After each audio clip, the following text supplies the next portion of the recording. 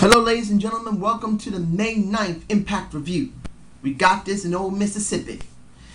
This show, I already done this now 3 times already because my frustration was so high that I could not relay how I felt about this show.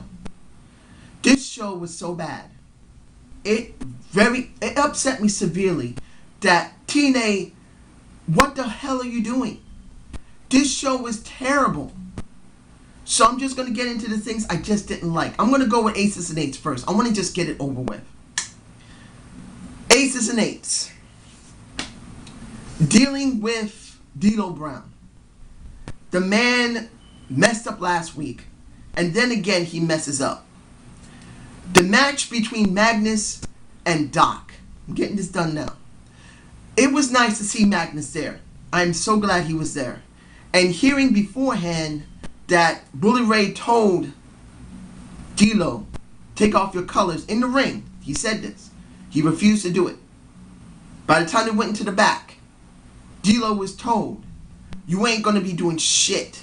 You want a match against Magnus? You ain't getting it. It's going to be up against Doc. Doc and him. And if he loses, you lose your colors. You're done. You can't come back. You can't have your colors. What happens? D'Lo grabs Doc's leg by accident and Magnus gets the win. So D'Lo now is at the bottom of the rung. He almost got his head caved in by Bully Ray. And now the only thing he's allowed to do is get beer and keep the bikes clean. Fine. I'm glad D'Lo is not going to be seen. I'm hoping he won't be seen. But then I got a question. What the hell happened to Doc? Why isn't he being punished? So as long as he doesn't say, I quit, he's not going to be punished? What the fuck? They want to show they're dominant, but their man just lost. So what the hell does this mean? I don't get it. It gets worse. I mean, getting upset again. The beginning of the show showing Angle and Sting. And pretty much trying to find out what's going on with AJ Styles. I'm confused. I'll get to the AJ Styles segment in a minute. But seeing throughout the night when they talked to Hogan and when Magnus had gotten laid out, beaten the shit out of, and wasn't able to wrestle, they're saying they're going to find somebody. Hogan said he found someone that may help him. I thought 2 people. One, either Jeff Hardy, who I didn't want to see in the spot, but I wanted to see Matt Morgan in the spot. Look, you can say a lot about Matt Morgan. He's not being structured right. And the Off the Rope show had it right, how the show went last week. The Sleg Daddy, Off the Rope show Central and the Sleg Daddy, I agree with what he said. The show was not good. And they made a Matt Morgan job to a Sting who really didn't need this. Matt Morgan should have been put in the spot. I did a video on Joker's Wild with the tag team.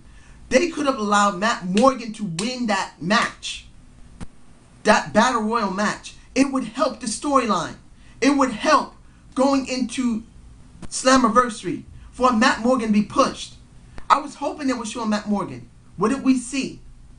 We saw a 2-on-3 handicap tag team match. We saw a very boring match. I was bored with the match. But at the end, when they were about to mess with Sting, I thought, okay, Matt Morgan has to come out, or maybe Jeff Hardy. Abyss comes out. Are you serious? Are you fucking serious with me, TNA, that you throw Joseph Park character under the bus to get a cheap pop for Abyss? Don't get me wrong. I do like the Abyss character. He wasn't bad when he was presented properly. The crowd loved Abyss. You could hear many of the people. That wasn't much canned heat. That was actual cheers for Abyss coming back. But why now? With no structure to bring him back. There was no reason to bring him back. They were still doing great with Joseph Park. In fact, they still had mileage on the Joseph Park character. Joseph Park still had some mileage on him. And they should have used Joseph Park to bring back Abyss. And I'm sure people are going to say, hey, Joseph Park got laid out. That's the reason why the Abyss came back. No. There is no reason for it. The Abyss character should be brought back properly, using Joseph Park as the catalyst for that. They just bring Joseph Park back willy-nilly? Come on. And he takes out everyone in the back of Aces and Eights. Then he takes out Devon in the ring. He takes out Mr. Anderson in the ring. He takes out Bully Ray in the ring. And then he takes out Devon and again to win the match. And how did the ref know that he was the third person in the tag? I'm sure people will say this, but then the crowd that is there not going to know. No announcement from Christy Hemme. Nothing. This was stupid. Why the hell would you bring back Abyss with no apparent reason or structure? What was going on that they had to dump the Joseph Park character? He was getting over. This made no fucking sense. And let's move on to what still doesn't make any sense. Going back to the beginning of the show with Angle and AJ Styles.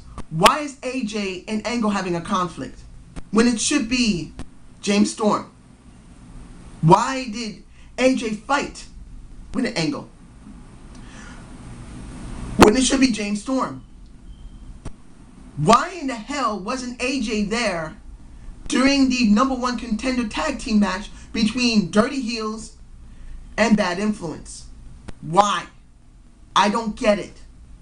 No sign of AJ. He walks out and he looks like he's still going to be a loner. I'm hoping for it because I don't want to see him wearing a fucking cut. But let's see what happens in that tag team match. Before the match starts, two very funny segments. Well, Bad Influence did a better, I think a little better funny segment than Dirty Heels did. Seeing a whole keg of beer, 6 for a James Storm. And I'm sure Dick Storm is not happy. Dick Storm, I'm sorry your cousin's being screwed the way he is. My apologies. Hopefully he'll be treated better soon. But seeing Chris Daniels messing with Kazarian on a James Storm was funny.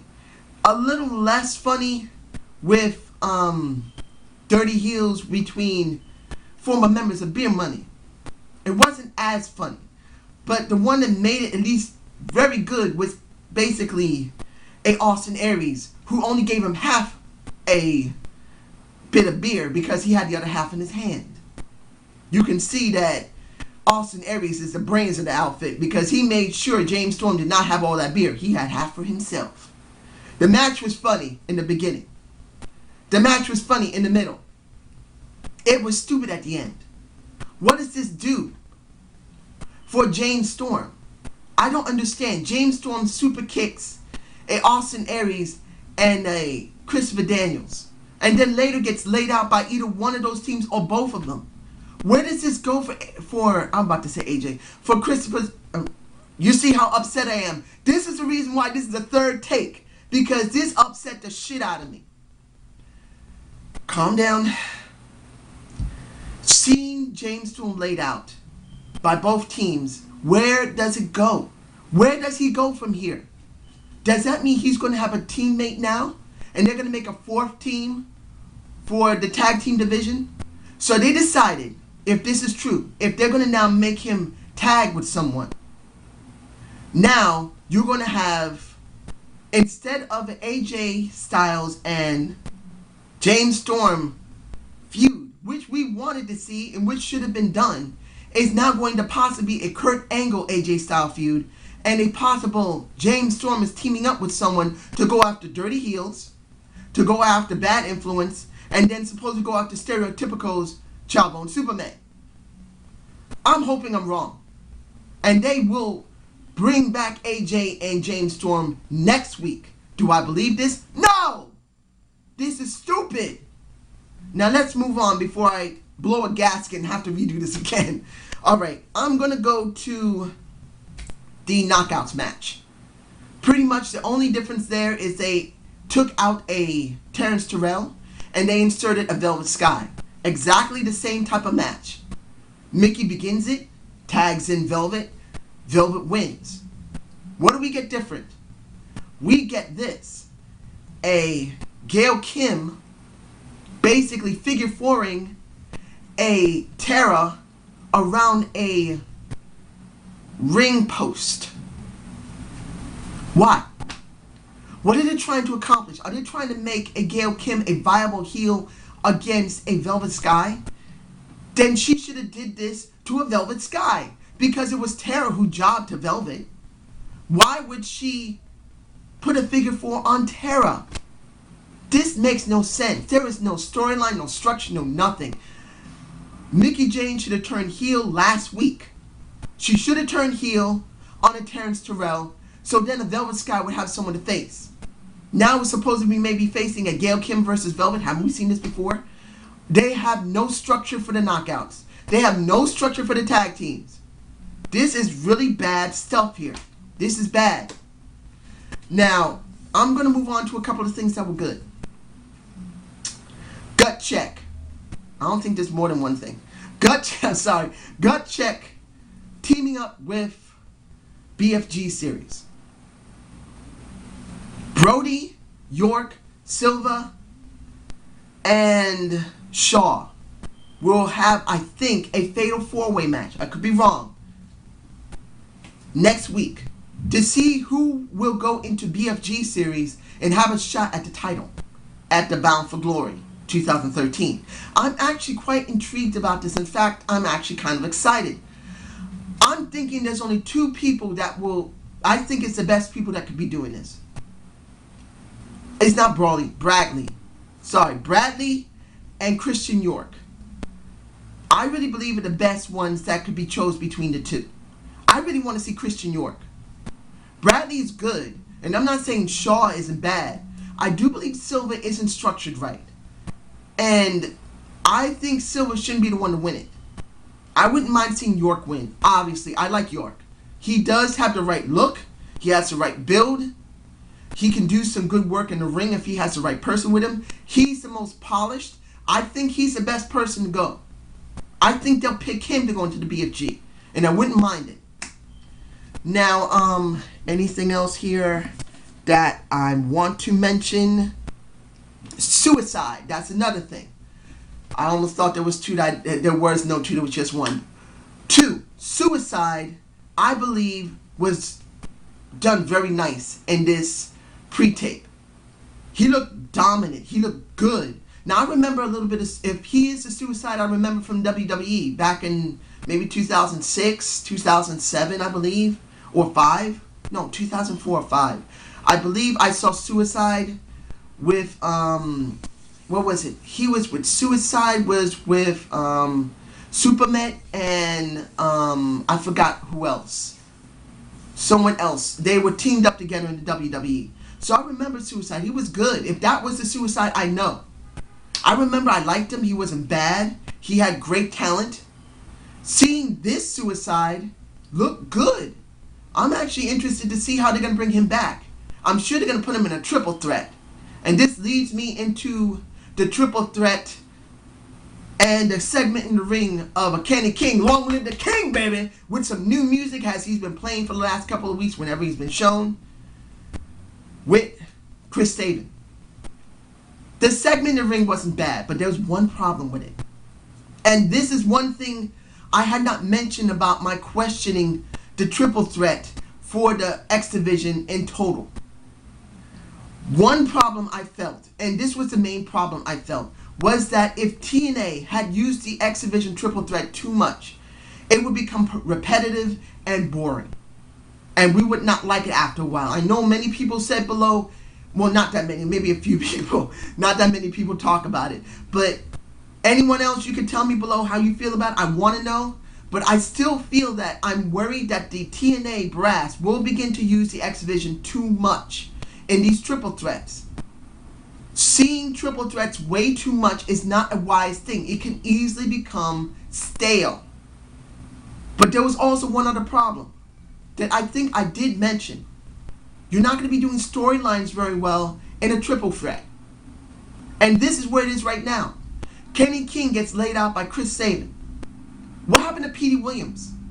Petey Williams, the Canadian Destroyer. I never really got a chance to see Petey Williams until he just recently came back. I do like him. He's got a lot of energy. I like it. But here's the problem. You got a triple threat match next week. 3 guys, not 2. You promote 2 out of the 3 guys. Why was not Petey Williams there? Why couldn't the Canadian Destroyer speak his mind and be seen by the crowd in Old Mississippi? He should have been there. That makes him redundant. TNA did not think about this carefully when they did that segment. Because if you're doing a triple threat, you got to give some interest to the people. Just having 2 guys that might feud together is not going to work if you got it in triple threat with a 3rd guy that's not even mentioned. The triple threat doesn't feel right to me when you don't bring the 3rd person in to speak. Now, if they bring him in next week to speak, I feel they lost a good opportunity. Because you tell me below, ladies and gentlemen, tell me below if you saw Petey Williams there at all, any part of the show. I'm not talking about the after the show or any pre-show, during the show. Anything that TNA releases on their website or on YouTube does not count. They're no better than WWE. You need to show it on your show to really get it over. You need to put it on either your A show or your B show. So if you don't do it, it don't count. So seeing this was very upsetting. I don't mind the X Division. I do like it. The X-Cam, I'm not too fond of. They show it every single match now. It would be better to show it periodically. Maybe every month or 2, you show maybe once. Now they're showing it every time, and I'm not totally fond of it yet. I don't think I ever will. It's a nice novelty if you show it after the match is over. But you're doing it during the match, and that's kind of turning me off. Now, how do I rate this show? Let me make sure I didn't forget anything, because I was very upset about this show. Really, I don't think I'm forgetting anything. C+. This show reeked. I did not like it. Seeing the Abyss come back with no structure, and that might mean that dumping the Joseph Park character is stupid. They had more mileage on it, and it still was over. Nothing being done with James Storm. Now having AJ possibly with a Kurt Angle makes no sense. I don't see anything good here. Seeing possibly D'Lo Brown not being seen anymore is a good thing. I'm hoping, like I said last week, whittle down the aces and eights until there's only Bully Ray. And then end it. No more aces and eights. I know people are going to say, man, I don't want to see that. But that might be what they're going to do. And if they're going to do it immediately, let's start getting D'Lo Brown out of this. So that's what I'm hoping for. So I hope you enjoyed the Zane View. Subscribe and comment to my channel, ladies and gentlemen. I hope you enjoyed this review. Please tell me how I did below. Tell me your feelings about it, because this was a terrible show and we deserved way better than this. Have a good day, ladies and gentlemen.